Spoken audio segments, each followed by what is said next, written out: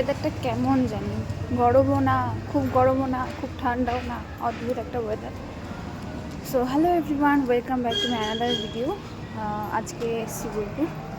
তো একটা ছোট্ট কাজ ছিল, তাই জন্য এই ফ্ল্যাটটায় এসেছিলাম। আমি একটা কাজে এসেছিলাম, আমার একটা প্রোডাক্ট নেওয়ার ছিল, এটা নিয়ে নিয়েছি।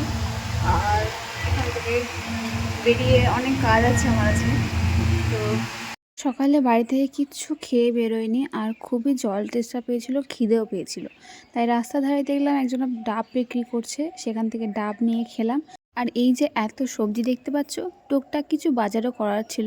বিশেষ করে শীতকালে যে সবজিগুলো ওঠে সেগুলো আমার খেতে একটু বেশি ভালো লাগে, বাকি সবজি আমি খাই না। এখানে টুকটাক কিছু বাজার করে নিয়েছি। বাজার করতে আমার ভালোই লাগে, কিন্তু হ্যাঁ, আমি এটা সুযোগ পাই না, কারণ আমার বাবা বাইরে থেকে সমস্তটাই বাজার করে নিয়ে আসে, তার জন্য আমাকে আর বাজার যাওয়ার প্রয়োজন পড়ে না।